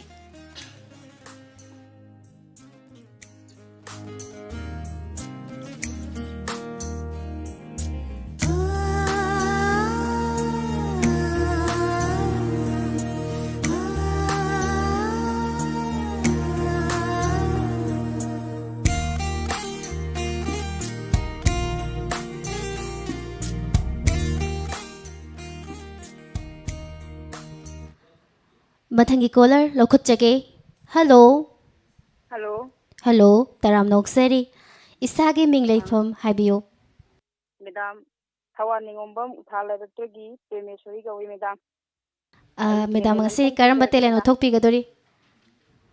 Madam, Desing Kap to Bagi Matang Danida. ꯑꯗꯨꯗꯤ ꯍꯧꯔꯁꯦ ꯍꯧꯖꯔꯒꯦ ꯏꯃꯥ ꯏꯃꯧ ꯀꯩꯗꯧꯕꯒꯤꯅꯣ ꯏꯕꯨꯡꯉꯣ ꯏꯃꯥ vaccine ꯀꯥꯞꯊꯣꯛꯎꯁꯦꯃꯤ ꯏꯃꯥꯒꯤ ꯏꯕꯨꯡꯉꯣ ꯑꯩ vaccine ꯀꯥꯞꯂꯔꯣꯏ ꯀꯔꯤ ꯄꯪꯍꯥꯏꯗ ꯍꯥꯏꯅꯩ ꯑꯩ ꯀꯤꯖꯩꯌꯦꯕ ꯃꯤꯅꯅꯦ ꯄꯪꯍꯥꯏꯗ ꯍꯥꯏꯅꯔꯤꯁꯦ ꯆꯃꯁ ꯅꯞꯄꯦꯒ ꯑꯗꯒꯤ steel ꯅꯞꯄꯦꯒ ꯀꯔꯤ ꯄꯣꯂꯥꯡ ꯅꯞꯄꯦꯒ ꯂꯨ ꯅꯞꯄꯦꯒ ꯄꯪꯍꯥꯏꯗ ꯍꯥꯏꯅꯩ 이마기 붕어이 까다로이다. 이마, ꯑꯩꯅ ꯍꯥꯏꯔꯤꯕ ꯋꯥꯁꯦ ꯇꯨꯡꯗ ꯀꯥꯟꯅꯔꯛꯀꯅꯤ. ꯍꯌꯦꯡ ꯇꯨꯡꯗ ꯅꯥꯔꯛꯄ ꯃꯇꯝꯗꯅꯦ ꯗꯥꯛꯇꯔꯗ ꯄꯨꯈꯠꯂꯨꯕꯗꯅꯦ ꯚꯦꯛꯁꯤꯟ ꯀꯥꯞꯇ꯭ꯔꯕꯗꯤ ꯂꯥꯏꯌꯦꯡꯂꯣꯏꯕ. ꯇꯨꯡꯗ ꯅꯤꯡꯉꯝꯂꯣꯏꯗ ꯏꯃꯥ. 이마기 이붕어 이샤ꯅꯤ ꯍꯤꯗꯥꯛ ꯀꯥꯞꯂꯔꯣꯏꯗ ꯈꯜꯂꯨꯕꯗꯅꯦ ꯑꯩ ꯄꯪꯀꯤꯗ ꯀꯤꯁꯜꯂꯛꯑꯦꯗ. 이마, ꯑꯗꯨꯗꯤꯅꯦ ꯑꯩ ꯍꯤꯗꯥꯛ ꯀꯥꯞꯄ ꯆꯠꯂꯨꯈꯤꯒꯦ. 이마ꯅ ꯌꯥꯗ꯭ꯔꯕꯅꯤꯅ ꯀꯔꯤꯗꯤ ꯎꯄꯥꯏ ꯂꯩꯔꯤ. ꯉꯥꯡꯅꯒꯗꯧꯁꯤ ꯂꯨꯔꯦꯗ. ꯑꯍꯜ ꯑꯣꯏꯁꯜꯂꯛꯄꯁꯤꯗꯅꯦ ꯉꯥꯡꯅꯕꯁꯨ ꯌꯥꯗꯕꯁꯤꯅ ꯑꯉꯥꯡ ꯃꯆꯥꯒ ꯆꯞ ꯍꯦꯛ ꯃꯥꯟꯅꯩꯗꯣ. 이마ꯒꯤ ꯏꯕꯨꯡꯉꯣ, ꯅꯃꯥꯒꯤ ꯍꯛꯆꯥꯡꯁꯦ ꯌꯥꯝꯅ ꯅꯨꯡꯉꯥꯏꯇ꯭ꯔꯦ. ꯑꯗꯨꯕꯨ ꯗꯥꯛꯇꯔꯗꯅꯦ ꯑꯃꯨꯛꯇꯪ ꯄꯨꯕꯤꯌꯨꯗꯅ. ꯍꯛꯆꯥꯡꯁꯦ ꯌꯥꯝꯅ ꯅꯨꯡꯉꯥꯏꯇꯦꯗ. ꯁꯣꯔ ꯍꯣꯟꯕꯁꯨ ꯌꯥꯝꯅ ꯋꯥꯔꯤꯕ ꯇꯧꯔꯤ.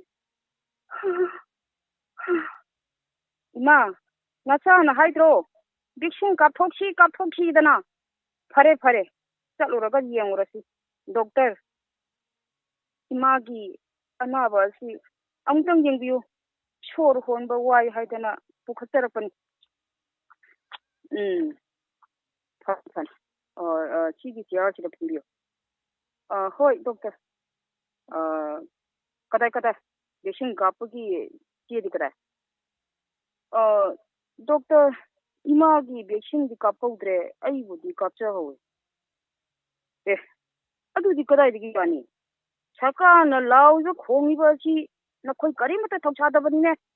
ꯀꯔꯤꯝꯇ ꯈꯪꯗꯕꯅꯦꯕ. ꯃꯁꯤꯗꯅꯤ ꯋꯥꯔꯤꯁꯦ ꯇꯧꯔꯤꯁꯦ. ꯂꯥꯎꯏ ꯈꯣꯡꯉꯤꯁꯦ ꯇꯥꯗꯦꯕ.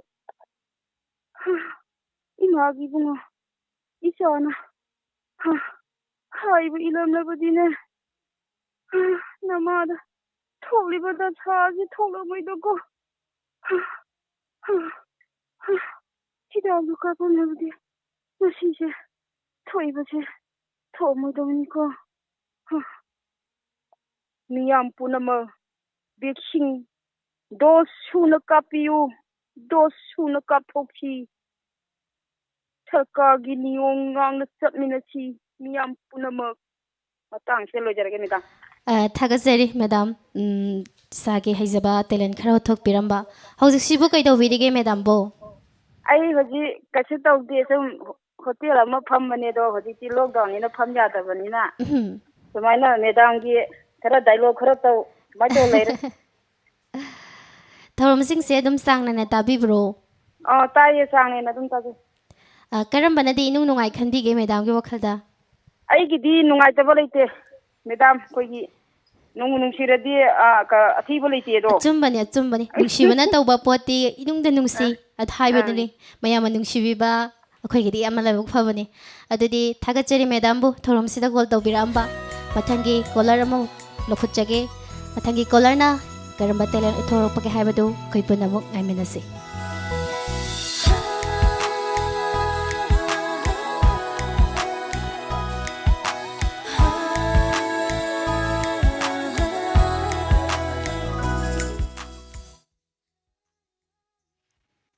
Hello. Hello, ma'am. Taram Noksari, Ming Haibiyo. Wangbandagi Radharani. Isagi Hijaba. ma'am. Isai Taminasiko. Haubiro. Kaya ma'am. Isai Sakpi Ningi Habiba Natro. Hoi, Adudi Taminasi Haubiro. Hujaratin. Haubiro. Unariba aikose khande haina kai puklagaba tumgi punsila kari oirakani tumgi punsila kari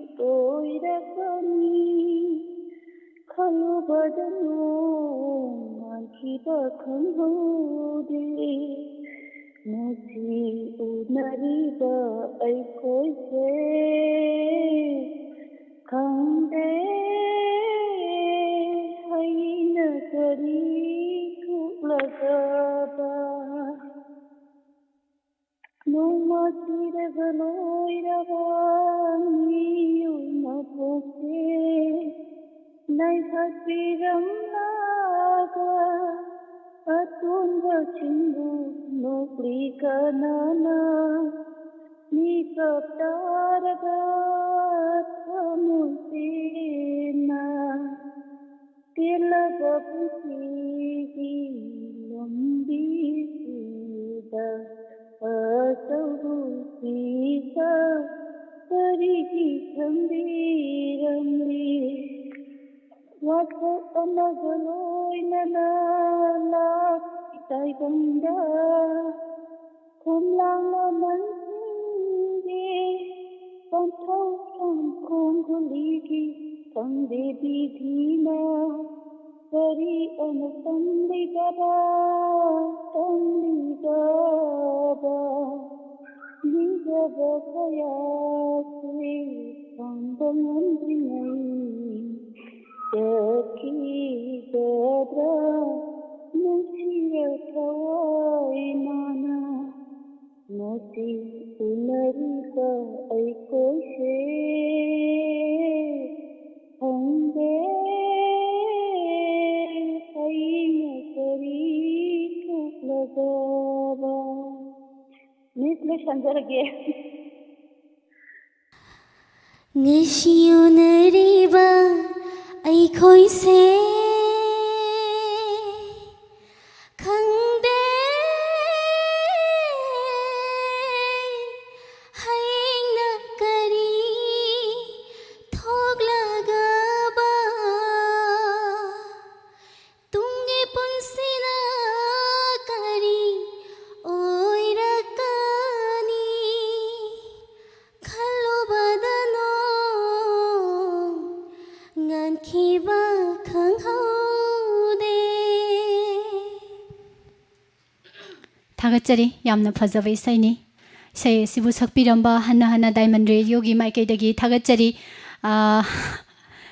ꯍꯧꯖꯤꯛꯀꯤ ꯏꯁꯩ ꯃꯇꯦꯛ ꯑꯃ ꯉꯪꯈꯤꯕꯗꯣ ꯑꯩꯅ ꯅꯠꯇꯦ ꯑꯩꯈꯣꯏ madam ꯃꯣꯅꯤꯀꯥꯅ ꯉꯪꯕꯅꯤ ꯊꯥꯒꯠꯆꯔꯤ ꯃꯌꯥꯝꯅ ꯊꯥꯒꯠꯄꯤꯔꯛꯄ ꯑꯩꯅ ꯑꯣꯏꯔꯤꯕ ꯏꯁꯩꯁꯦ ꯄꯨꯁꯄꯥ ꯏꯁꯩꯁꯦ ꯌꯥꯝ ꯅꯨꯡꯁꯤꯕ ꯏꯁꯩ ꯑꯃꯈꯛꯅꯤ ꯍꯣꯏꯗ꯭ꯔꯣꯝ ꯅꯥꯎꯕꯒꯤ ꯈꯣꯟꯖꯦꯜꯗ ꯃꯌꯥꯝꯅꯁꯨ ꯍꯦꯟꯅ ꯑꯗꯨꯝ ꯄꯥꯝꯅꯔꯒ ꯂꯩꯕ ꯏꯁꯩꯅꯤ ꯍꯣꯏ ꯑꯗ ꯑꯩꯈꯣꯏ ꯏꯁꯥꯃꯛꯅꯁꯨ ꯍꯦꯟꯅ ꯄꯥꯝꯖꯕ ꯏꯁꯩ ꯉꯁꯤꯁꯦ ꯀꯃꯥꯏꯅ ꯇꯧꯒꯦꯗ ꯁꯨꯝ ꯑꯩꯈꯣꯏꯅ ꯂꯩꯕ ꯃꯇꯝꯗ ꯌꯨꯝꯗ ꯀꯩꯗ ꯐ꯭ꯔꯤꯗ ꯃꯇꯝ ꯁꯨꯝ ꯂꯩꯕ ꯃꯇꯝꯁꯤꯗ ꯏꯁꯩꯁꯦ ꯍꯦꯛ ꯍꯦꯛ ꯆꯤꯟꯁꯤꯗ ꯈꯪꯍꯧꯗꯅ ꯍꯦꯛꯇ ꯉꯪꯊꯣꯔꯛꯄ ꯑꯣꯏꯌꯦꯕꯀꯣ ꯁꯤ ꯏꯁꯩꯁꯦ ꯑꯗꯣ ꯑꯗꯨꯛꯀꯤ ꯃꯇꯤꯛ ꯗꯥꯏꯃꯟ ꯔꯦꯗꯤꯑꯣ ꯇꯥꯕꯤꯔꯤꯕ ꯃꯌꯥꯝ ꯑꯇꯣꯞ ꯑꯇꯣꯞꯄ ꯃꯌꯥꯝ ꯑꯃ ꯐꯣꯟ ꯐꯪꯗꯕꯁꯨ ꯂꯩꯕꯤꯔꯝꯒꯅꯤ ꯈꯟꯖꯩ ꯑꯗꯨꯒ ꯐꯪꯕꯤꯕ ꯑꯌꯥꯝꯕꯅ ꯏꯁꯩꯁꯦ ꯉꯁꯤ ꯐꯥꯎꯕꯗ ꯑꯩꯅ ꯍꯦꯛ ꯈꯪꯖꯔꯛꯄꯗ ꯗꯥꯏꯃꯟ ꯔꯦꯗꯤꯑꯣ ꯁꯤ ꯈꯪꯖꯔꯛꯄ ꯃꯤꯀꯨꯞꯇꯒꯤ ꯍꯧꯖꯤꯛ ꯐꯥꯎꯕꯗ ꯏꯁꯩꯁꯦ ꯃꯌꯥꯝꯅ ꯑꯗꯨꯝ ꯄꯥꯝꯅ ꯇꯥꯅꯕ ꯑꯗꯨꯒ ꯉꯪꯕꯤꯕ ꯏꯁꯩ ꯑꯃꯁꯨ ꯑꯣꯏ ꯃꯌꯥꯝꯅꯁꯨ ꯄꯥꯝꯕꯤꯕ ꯑꯗꯨꯒ ꯄꯨꯁꯄꯥ ꯏꯁꯩꯁꯤꯒꯤ ꯃꯌꯦꯛꯁꯦ ꯑꯗꯨꯛꯀꯤ ꯃꯇꯤꯛ ꯅꯨꯡꯁꯤꯕ ꯑꯩꯈꯣꯏꯒꯤ ꯉꯁꯤ ꯍꯤꯡꯂꯤꯕ ꯄꯨꯟꯁꯤꯁꯤꯗ ꯆꯪꯗꯕ ꯌꯥꯗ꯭ꯔꯕ ꯃꯌꯦꯛ ꯑꯃꯒꯨꯝ ꯑꯗꯨꯝ ꯄꯨꯟꯁꯤꯁꯤꯗ ꯁꯥꯒꯣꯟꯅꯔꯒ ꯂꯩꯕ ꯄꯣꯠꯁꯛ ꯑꯃ ꯑꯣꯏꯕꯅꯤꯅ ꯃꯌꯥꯝꯅ ꯍꯦꯟꯅ ꯄꯥꯝꯕꯤ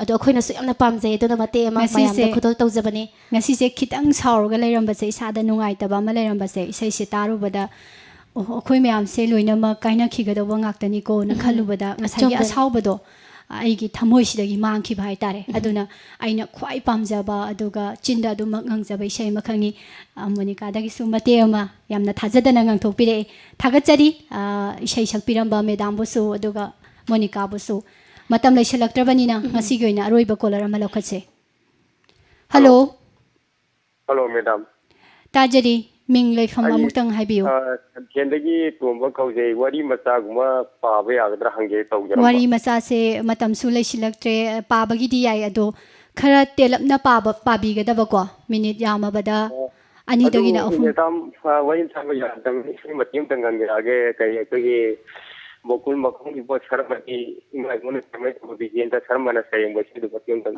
ꯌꯥꯝ ꯐꯖꯕ ꯏꯁꯩꯅꯤ ꯑꯗꯨꯁꯨ ꯀꯩꯁꯨ ꯀꯥꯏꯕ ꯂꯩꯇꯦ ꯑꯔꯣꯏꯕ ꯀꯣꯂꯔꯅꯤ ꯇꯥꯃꯤꯟꯅꯁꯤ ꯍꯧꯖꯔꯒꯦ ꯃꯦꯗꯥꯝ ꯍꯧꯕꯤꯔꯣ ꯄꯔꯤ ꯃꯔꯤ ꯄꯥꯅ ज्ञानपुरी सिमक खमनु सवा तान खबर औरी मचाबू मोकुदी माही Sawai lối đau đi đã làm đỡ tay đã không lúc xa na lấy qua ta khana sai tất chỉ ba wa ni di magi phai ra ta din thơ di magi sai ra ta din thơ không lagi lạc lô bờ lagi lạc lô bờ magi bo thawai mani nang na loi ramba nagawiri hare palo parat do nang chu samu angal gaurini namana bamira tillani nang ai jom to mai setu na nang ai jom to mai setu na imagi mangda chalo lao imagi bungo thawai mani एकदम सही लोइसनदरगे थागतचरी थौरमसिगी अरोइबा ताजरिए थागतचरी ngasiगी थौरमसिगी अरोइबा collar इसै अमखा खदोल तंबिरंबा हौजिसिबो करी होनाबिरिगे call से थंबिख्रबा मालेको call से तानद्रे थागतचरी यामना फजबा इसैनी मयामदा खुदोल तंबिरंबा सारगे खोंजेलदगी हन्ना हन्ना थागतचरी ngasigidamaktadi makha tarakpa caller laukhatjadre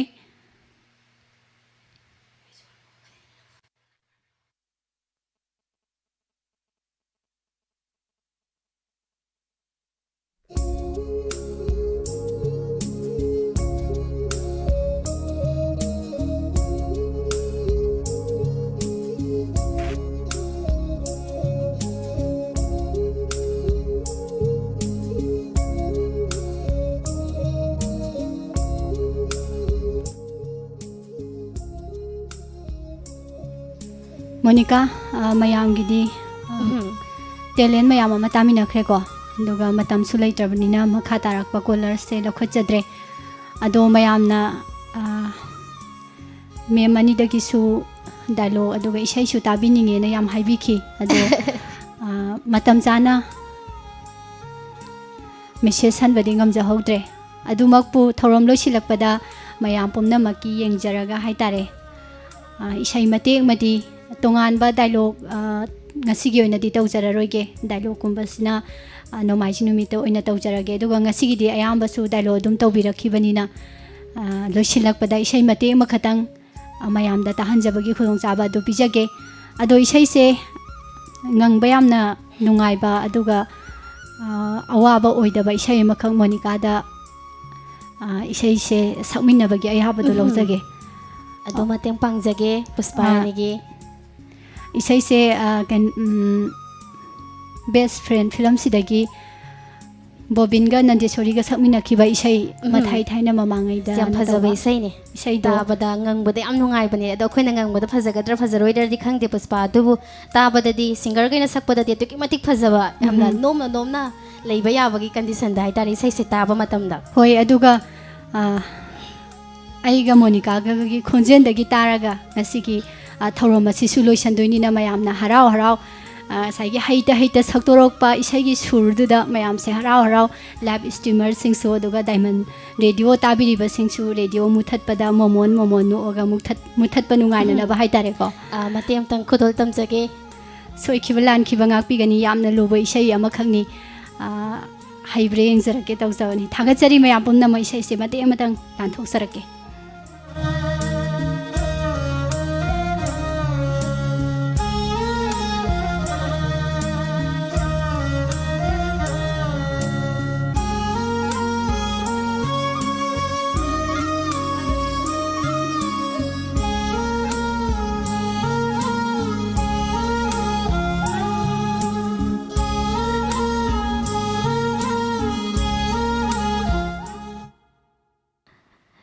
ꯅꯣꯏ ꯃꯌꯥꯝꯁꯤꯗꯤ ꯏꯁꯩꯒ ꯌꯥꯝ ꯁꯛꯂꯝꯃꯤꯅ ꯏꯁꯩ ꯐꯖꯕ ꯑꯝꯇ ꯁꯛꯂꯣ ꯑꯩꯁꯨ ꯇꯥꯒꯦ ꯑꯗꯨꯗꯤ ꯊꯥꯅꯦꯜ ꯅꯪ ꯏꯁꯩ ꯌꯥꯝ ꯐꯖꯕꯅꯤ ꯃꯥ ꯏꯁꯩ ꯁꯛꯄ ꯌꯥꯝ ꯍꯩꯕꯅꯤ ꯊꯥꯅꯤ ꯅꯪꯁꯨ ꯌꯥꯝ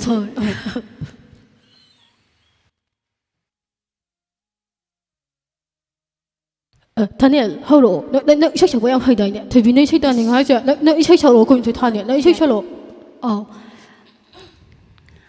ꯑꯗꯨꯗꯤ ꯁꯛꯑꯒꯦꯀꯣ 마타이 타이나 마망이다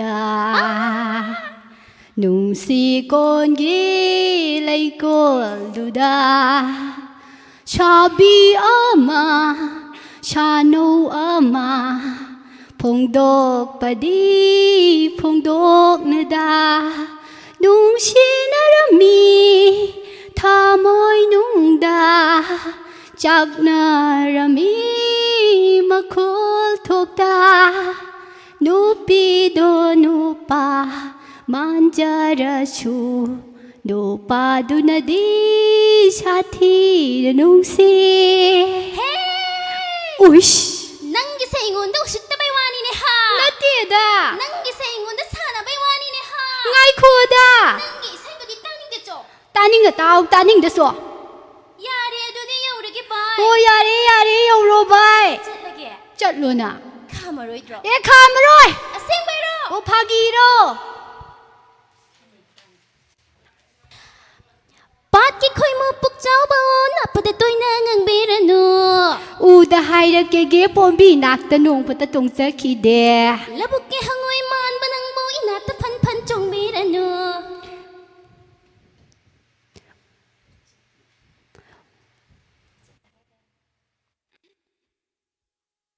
ꯅꯤꯡꯈꯥꯏꯔꯛꯇꯨꯅ ꯅꯟꯗꯧꯕ ꯋꯥꯈꯜꯗ ꯚꯥꯞꯅ ꯗꯣꯂꯥꯟ ꯁꯥꯔꯨꯅꯨ ꯏꯕꯨꯡꯉꯣ ꯆꯥꯒꯠꯆꯔꯤꯕ ꯑꯁꯥꯒꯤ ꯗꯂꯥꯟꯁꯦ ꯅꯪꯒꯤꯗꯃꯛꯇ ꯅꯠꯇꯤꯌꯦ ꯁꯛꯊꯤꯕꯤ ꯅꯈꯣꯏꯅꯤꯅ ꯉꯥꯡꯅꯔꯤꯗꯣ ꯑꯩꯈꯣꯏꯁꯨ ꯂꯣꯏꯅ ꯚꯥꯞ ꯇꯥꯖꯩ ꯑꯣ ꯑꯣꯏꯅꯔꯤꯅꯤ ꯈꯪꯉꯦ ꯅꯣꯏ ꯇꯧꯏꯗꯣ ꯑꯣꯏꯅꯔꯤꯅꯤ ꯈꯪꯉꯦ ꯈꯪꯖꯧ ꯍꯦ ꯍꯦ ꯅꯪꯀꯣ ꯅꯪ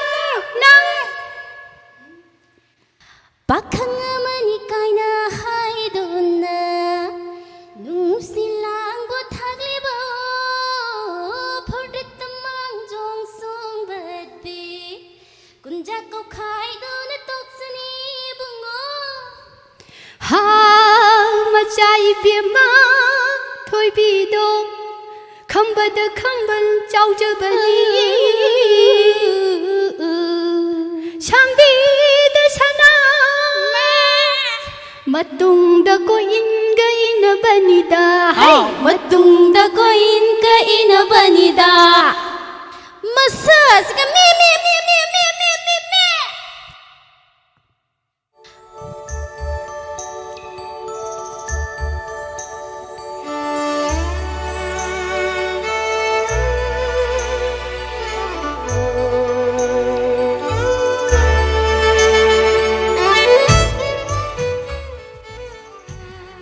ꯊꯥꯒꯠꯆꯔꯤ ꯃꯌꯥꯝ ꯄꯨꯝꯅꯃꯛꯄꯨ ꯉꯁꯤꯒꯤ ꯊꯧꯔꯝꯁꯤꯗ ꯃꯄꯨꯡ ꯐꯥꯅꯕ ꯍꯥꯏꯗꯨꯅ ꯑꯦꯡꯀꯔ ꯑꯣꯏꯖꯔꯤꯕ ꯁꯥꯏꯠ ꯑꯅꯤꯗꯒꯤ ꯃꯌꯥꯝꯗ ꯃꯇꯦꯛ ꯑꯃꯇꯪ ꯏꯁꯩ ꯗꯥꯏꯂꯣꯛ ꯌꯥꯎꯕ ꯄꯨꯟꯅ ꯏꯁꯩꯁꯦ ꯃꯣꯅꯤꯀꯥ ꯑꯩꯅꯁꯨ ꯁꯛꯁꯦꯅ ꯍꯧꯔꯨꯔꯒ ꯑꯩꯗꯤ ꯅꯣꯛꯅꯤꯡꯕꯗ ꯂꯣꯏꯈ꯭ꯔꯦ ꯃꯣꯅꯤꯀꯥꯅ ꯑꯗꯨꯃꯥꯏꯅꯒ ꯈꯨꯝꯃꯛꯀꯅꯤ ꯍꯥꯏꯁꯦ ꯊꯥꯖꯔꯨꯗꯕ ꯍꯥꯏꯇꯥꯔꯦ ꯌꯥꯝ ꯊꯥꯖꯗꯅ ꯇꯧꯊꯣꯔꯛꯄꯁꯤda ꯌꯥꯝ ꯅꯣꯛꯅꯤꯡꯕ ꯑꯗꯨꯒ ꯃꯌꯥꯝꯅꯁꯨ ꯅꯨꯡꯉꯥꯏꯅ ꯇꯥꯕꯤꯕꯒꯤ ꯃꯑꯣꯡ ꯎꯕꯗ ꯌꯥꯝ ꯅꯨꯡꯉꯥꯏꯖꯩ ꯑꯗꯨꯕꯨ ꯑꯩꯈꯣꯏꯅ ꯇꯧꯖꯔꯤꯕ ꯈꯔꯁꯤꯅ ꯍꯦꯛꯇ ꯃꯄꯨꯡ ꯐꯥꯔꯦ ꯍꯥꯏꯕꯗꯤ ꯂꯩꯇꯦ ꯄꯨꯁꯄꯥ ꯑꯩꯈꯣꯏꯅ ꯇꯧꯔꯤꯁꯤꯁꯨ ꯁꯣꯏꯕ ꯃꯌꯥꯝ ꯑꯃ ꯌꯥꯎꯔꯤꯕꯅꯤ ꯍꯣꯏ ꯏꯁꯩꯁꯦ ꯇ꯭ꯔꯦꯛꯀꯨꯝꯕ ꯌꯥꯎꯔꯒ ꯁꯛꯑꯒꯗꯤ ꯍꯦꯟꯅ ꯅꯨꯡꯉꯥꯏꯗꯧꯅꯤ ꯑꯗꯣ ꯍꯥꯟꯅꯁꯨ ꯇ꯭ꯔꯥꯏ ꯇꯧꯍꯧꯗ꯭ꯔꯦ ꯈꯨꯗꯛꯁꯤꯗ ꯍꯦꯛꯇ ꯇꯧꯁꯟꯕꯅꯤꯅ ꯑꯗꯨꯅ ꯏꯁꯩꯁꯤꯒꯤ ꯇ꯭ꯔꯦꯛꯀꯨꯝꯕꯒ ꯐꯪꯉꯒꯗꯤ ꯃꯊꯪꯒꯤ ꯈꯨꯗꯣꯡꯆꯥꯕ ꯑꯃꯗ ꯐꯖꯅ ꯑꯃꯨꯛ ꯈꯨꯗꯣꯜ ꯇꯝꯖꯒꯦ ꯑꯩꯈꯣꯏꯒꯤ ꯁꯥꯏꯠꯇꯒꯤ ꯉꯁꯤꯒꯤ ꯊꯧꯔꯝꯁꯤꯗ ꯁꯣꯏꯈꯤ ꯂꯥꯟꯈꯤꯕ ꯌꯥꯎꯔꯒꯁꯨ ꯔꯦꯗꯤꯑꯣꯗ ꯌꯨꯇ꯭ꯌꯨꯕꯇ ꯑꯃꯗꯤ ꯈꯨꯠꯁꯦꯝꯗ ꯇꯥꯕꯤꯔꯤꯕ ꯃꯌꯥꯝꯅ ꯃꯇꯧ ꯇꯝꯖꯕꯅꯤ ꯈꯟꯗꯨꯅ ꯉꯥꯛꯄꯤꯌꯨ ꯑꯗꯨꯗꯤ ꯊꯧꯔꯝ ꯑꯁꯤ ꯄꯨꯡꯐꯝ ꯑꯁꯤꯁꯨ ꯌꯥꯁꯜꯂꯛꯇ꯭ꯔꯕꯅꯤꯅ ꯄꯨꯁꯄꯥ ꯉꯁꯤꯒꯤ ꯑꯣꯏꯅꯗꯤ ꯊꯧꯔꯝ ꯑꯁꯤ ꯂꯣꯏꯁꯤꯟꯖꯕꯒꯤ ꯇꯥꯟꯖꯥ ꯌꯧꯁꯤꯟꯖꯔꯛꯂꯦ ꯊꯧꯔꯝ ꯑꯁꯤ ꯇꯥꯃꯤꯟꯅꯈꯤꯕꯒ ꯂꯣꯏꯅꯅ ꯗꯥꯏꯃꯟ ꯔꯦꯗꯤꯑꯣꯒꯤ ꯑꯍꯥꯟꯕ ꯊꯧꯔꯝ ꯄꯔꯦꯡꯁꯨ ꯂꯣꯏꯁꯤꯟꯖꯅꯕꯒꯤ ꯑꯌꯥꯕ ꯑꯗꯨ ꯃꯌꯥꯝꯗꯒꯤ ꯂꯧꯖꯔꯤ ꯊꯧꯔꯝ ꯇꯥꯕꯤꯔꯤꯕ ꯈꯨꯗꯤꯡꯃꯛ ꯂꯣꯏꯅꯅ ꯊꯧꯔꯝ ꯁꯔꯨꯛ ꯌꯥꯕꯤꯔꯛꯈꯤꯕꯁꯤꯡ ꯍꯟꯅ ꯊꯥꯒꯠꯆꯕꯒ ꯂꯣꯏꯅꯅ ꯑꯍꯥꯟꯕ ꯊꯧꯔꯝ ꯄꯔꯦꯡ ꯂꯣꯏꯁꯤꯟꯖꯅꯕꯒꯤ ꯑꯌꯥꯕꯁꯨ ꯂꯧꯖꯔꯤ ꯄꯨꯝꯅꯃꯛꯄꯨ ꯄꯨꯁꯄꯥꯔꯥꯅꯤ ꯂꯥꯏꯁ꯭ꯔꯝ ꯑꯃꯗꯤ ꯃꯣꯅꯤꯀꯥ ꯊꯣꯛꯆꯣꯃꯅꯤꯅ ꯈꯨꯔꯨꯝꯖꯔꯤ